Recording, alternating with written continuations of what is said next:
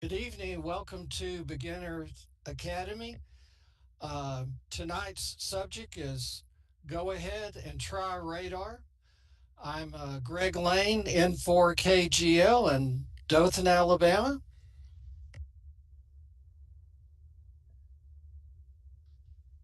And specifically, we're going to talk about. Good evening. Welcome to Beginners Academy. Tonight's subject is Go Ahead and Try Radar. I'm Greg Lane in for KGL in Dothan, Alabama.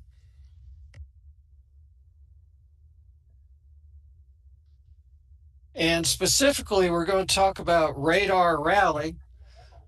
And Radar Rally uses your ham radio knowledge, portable equipment, and physical skills to challenge yourself during an unforgettable 4 hour experience. And Radar is an acronym, more or less, for Rapid Deployment Amateur Radio. And the radar concept was originated with Eddie Layton, Zeta 6 BNE in South Africa. And you can practice radar anytime you want, but we have two events annually, the first Saturday of April and the first Saturday of November. All right. Well, I'm highlighting on the screen something very unique about radar, and that is it's make 5 QSOs and move in a outdoor setting. And in my little diagram, I'm showing 4 stops. But what makes radar pretty exciting is that the radar rally specifically has a 4 hour duration. So you're on the clock and you need those 5 QSOs and you need to move, but it's it's it's a lot of fun. And when you're moving, uh, it, really it can be a variety of, I call them conveyances. One is your own foot, and there's specified distance based on your conveyance. So on foot is 1 kilometer. On a bicycle would be 2 kilometers, and a motorized vehicle would be 6 kilometers. It is possible to uh, use different conveyances during the event if you want to. And uh, radar can use any band and mode except for repeaters. Now, satellite QSOs are allowed. Um, we do have a scoring system. It's not really a contest, but to make it fun, we have a score, and if you make a radar to radar contact, it's 3 points. If you can really be anywhere and contact a POTA or SOTA station, it's 2 points, and all other QSOs are 1 point. And so our score is the points you accumulate times the number of stops plus bonus points. And we'll talk about those in a moment. But so it's 5 QSOs and move. Uh, let's say you're at stop 3 and you're running out of time. Well, the fourth stop will count if you make at least 1 QSO. So that makes it worth to go that distance and make one more QSO. It will really help your score. Uh, the radar exchange, uh, basically, if you call CQ radar and you just talk to any station out there, basically uh, exchange your signal report and your location. Your location might be your parks on the air reference, anything you want to use. Certainly, your state is good enough. But if you're working another radar station, exchange your signal report and an 8-digit grid square. And that's a bit challenging, but Eddie, ZS6B and E, really wanted something a little more than just signal report and location. So, and radar to radar contacts are worth the most points. So, exchange that signal report and an 8-digit grid square. Now, if you're answering a CQ, say there's a QSO party going on, they don't want your grid square. They basically want whatever for that QSO party is exchanged. So most likely you'll just give a signal report and your state. But anyway, you can work anybody doing radar, and when you work them, if they're in a activity, just use the exchange that they expect. And these stations out doing radar need your help. Uh, and most of the world doesn't know about radar. So, um, radar stations are portable generally, and they may be QRP, so they might not have really the biggest signals. You can run 100 watts or if you want to. But anyway, you may want to encourage your friends to follow you. And so if you're making some spots, they can work you. And I have often mixed in some local contacts.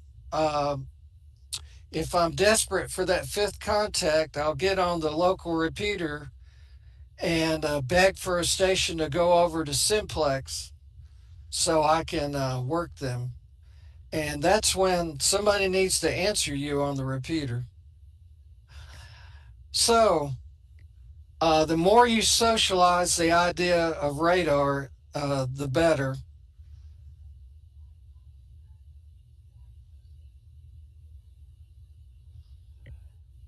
All right, back to our big picture here. The rules, the roster, and more information is on our website, which is www.radarrally.info.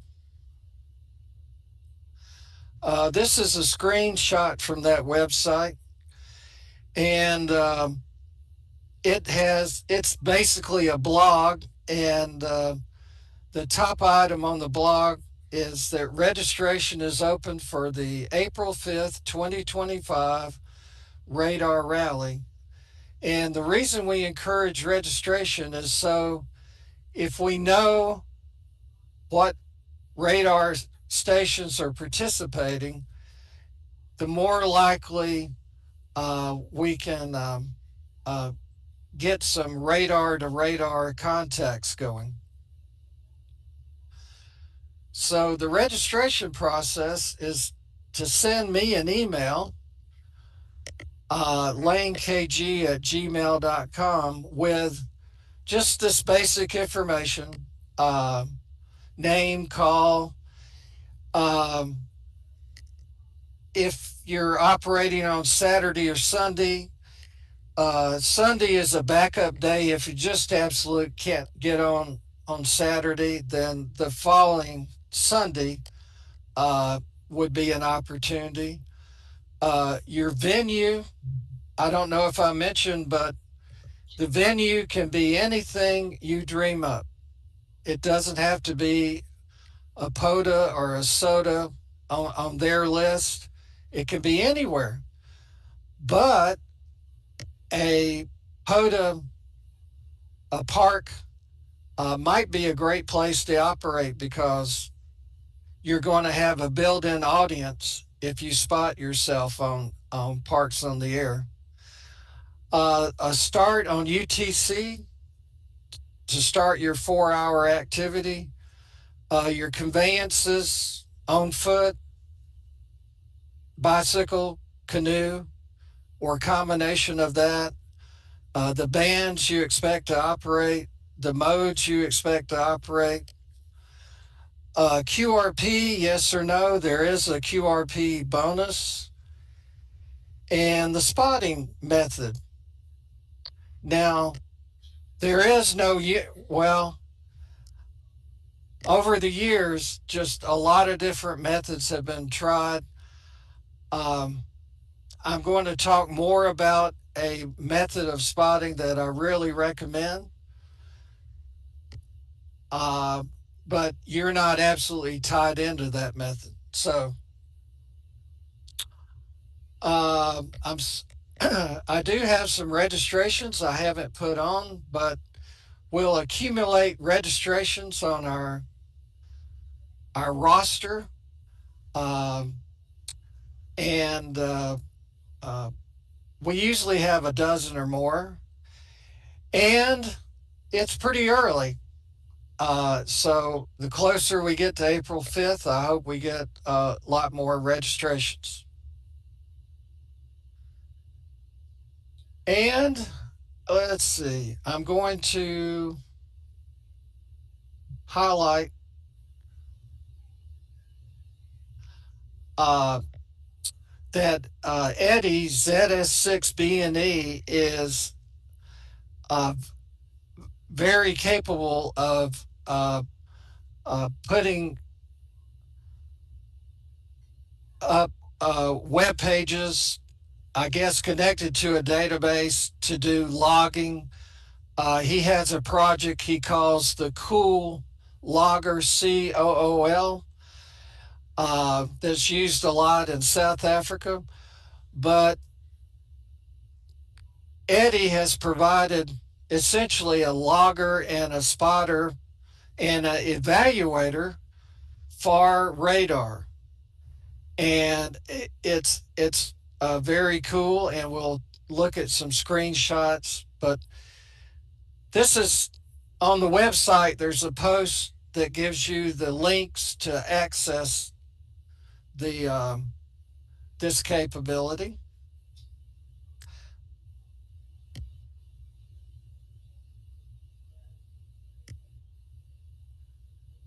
All right. Uh, the first of those links just brings you to a form that lets you basically put in a log entry, but it has an option to make a spot. So it has the mode/spot.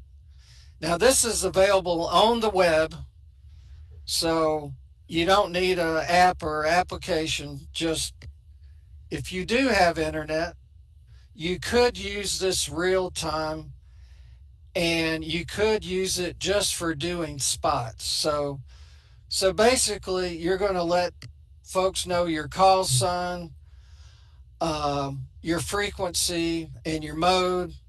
Well, actually, he's got mode and spot overlap there, but basically, if you get your frequency out there, you can guess the mode, and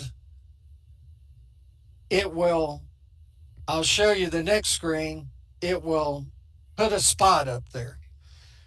So this can help us radar operators find other radar operators. Now, you don't have to use this, um, but I encourage radar operators to put in their contacts But they don't have to do it in real time. If they want to do it after the event, that's perfectly fine. This is the view screen, and it doesn't have a spot on it, but it does have a lot of contacts from the last radar rally. And you can see Ken and Enterprise has some contacts, KB4XT, Chris VA3 ECO in Ontario. Uh, I've got a contact on here from Florida, and on and on. So if you are logging in real time, people can see what you're doing, but logging in real time is optional. All right. And a record in this would show a spot if you're spotting. So it's kind of a dual duty, logger and spotter. Now, Eddie went beyond just a log, and he calls it the evaluator. And these are people that turned in a log uh, uh, in November, last November. And so it pulled it all together, and Eddie actually calculates your total points or your score. So this is pretty neat, and I really appreciate Eddie putting this together. And and then he has a bar chart, and as we see, Chris overachieved and blew us all away. But it's not just about the points; it's really the satisfaction you get in operating, and you can compare your score year to year or rally to rally if you like. So to sum it all up, I encourage folks to get ready for the radar rally, particularly if you're already doing POTA, Parks on the Air. This will be a additional challenge. And of course, the rules are available on our website to read, and start evaluating your gear. So not only do you need to set up portable, but you need to move between deployments. So you want to minimize your pack up as you can, or you may be in a vehicle and the pack up may not be a big issue. Uh, if you can, practice deploying and moving. Uh, and really, picking your venue is part of the fun, because you got the whole world around you to decide where you want to operate. So it's hopefully to be a scenic location, your favorite spot. And we've already talked about registering. Then it comes down to the day. Enjoy the event. If you it it's a challenge. You don't always find other radar stations, but nevertheless, you can get your 5 and move, and get more, another 5 and move. So we encourage you to submit a summary or your log on Eddie's system. That really would be the best way to do it. Of course, share your experience on social media. So I appreciate your attention. This completes my pitch for the Radar Rally. And we're trying to get the word out. And if you have questions, you can send them to me. I'm more or less the Radar POC at lanekg at gmail.com.